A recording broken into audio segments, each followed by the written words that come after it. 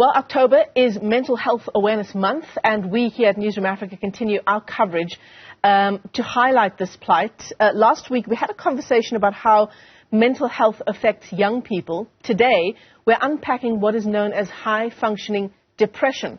Experts have warned that symptoms are often unnoticeable and hide a serious and potentially life-threatening deterioration in mental health. So let's bring in Netcare Akeso's Marketing and Crisis Line Manager. Megan Hosking is in studio here with us. Megan, it's great to see you, even though it's on such an incredibly difficult topic. I mean, I find this discussion around high-functioning depression so interesting because there are so many different careers where you can sort of ascribe this to. Would you say there are particular careers that are more susceptible to this? So often you'll find very target-oriented, very outcome-oriented careers may experience this more. So your lawyers, your doctors, for example, who are journalists, yes. Even things like chefs and things like that that constantly have to be ticking boxes and achieving what they need to achieve, but feel pressured to not be able to show that they may be experiencing mental health issues.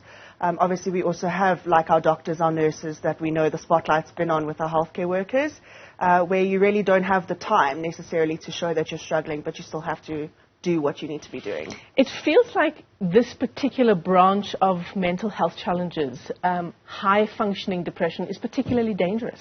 Yes, so high-functioning is kind of a layperson term. We use it to describe when someone is able to still function. So normally one of the red flags on any mental health disorder is that it impacts your functioning. Right, right.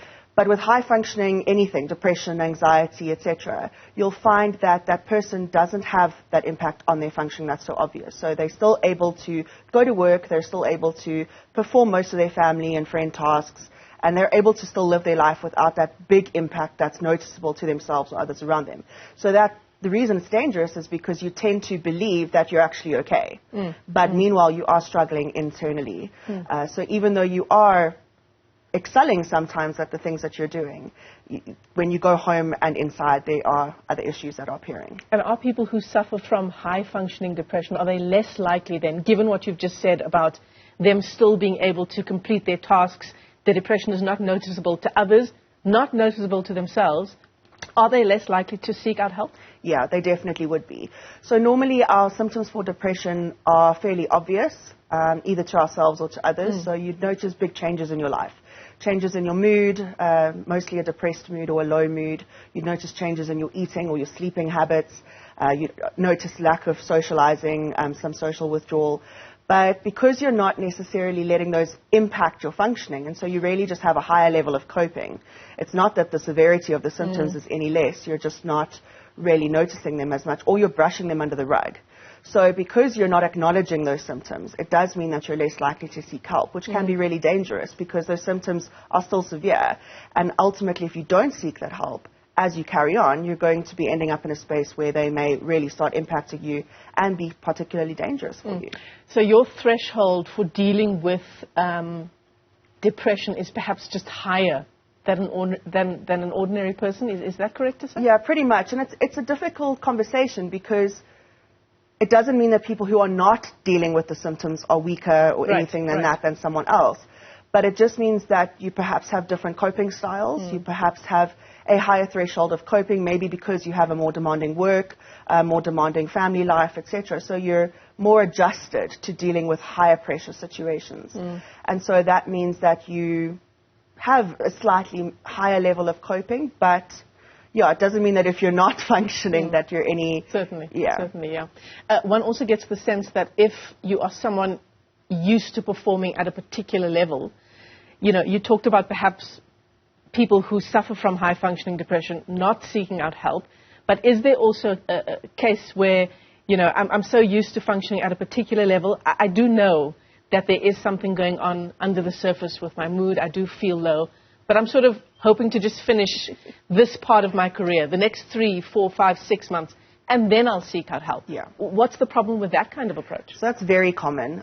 You know, either we think things will pass as we are dealing with a stressful situation. So once this task is done, or once my deadline's done, once year end comes, then I'll have time.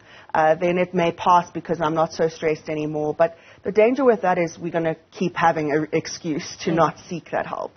So there'll always be something that we feel we should prioritize over our mental health. And that's part of the problem with mental health in general. We don't give it the priority that it deserves. And then eventually it does impact everything else. Yeah, high-functioning depression, and then there's high-functioning anxiety. Yeah, so you get high-functioning pretty much anything. So you'll hear the term even for like high-functioning alcoholics. Right.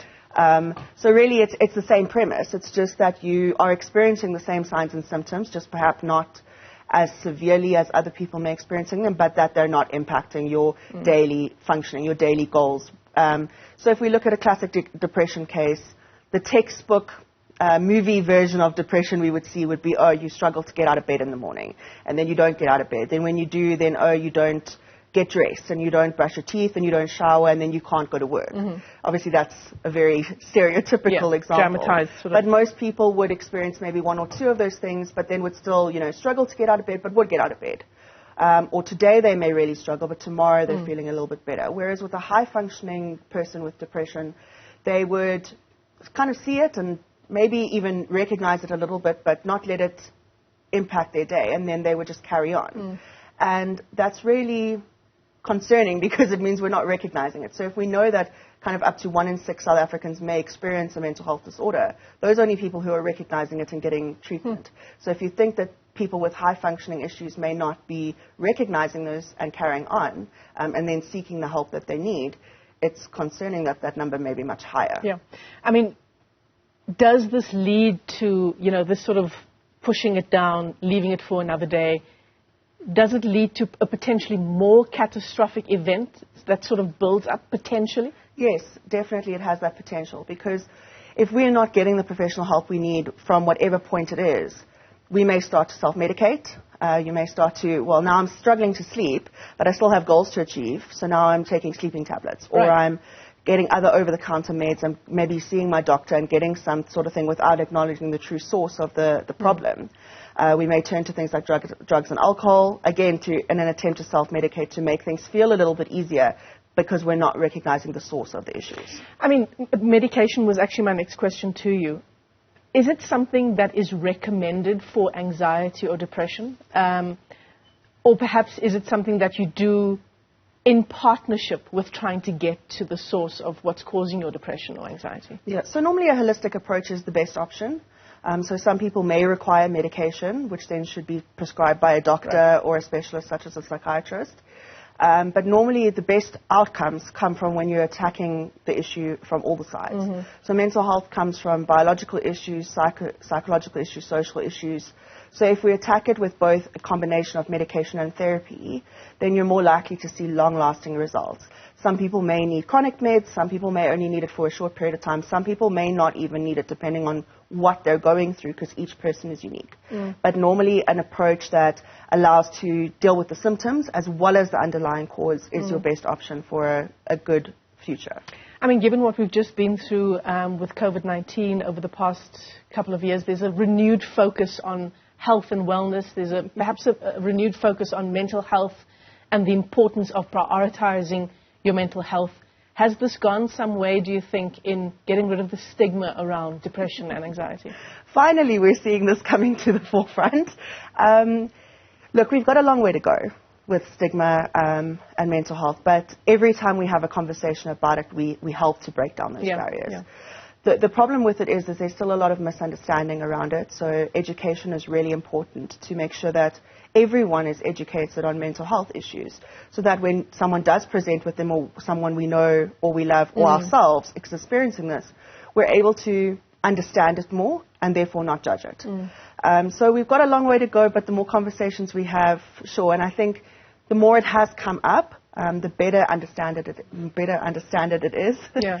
And so we will see that slowly chipping away at that stigma, but that's ultimately the best way for us to make sure people are getting more help. Yeah, it's why conversations like this and initiatives like Mental Health Awareness Month, October, are so important. Megan, let me thank you for your time for coming in. Such an important discussion and some great perspective there. Megan Hosking is Netcare's Akeso Marketing and Crisis Line Manager, as we continue to focus on the importance of mental health.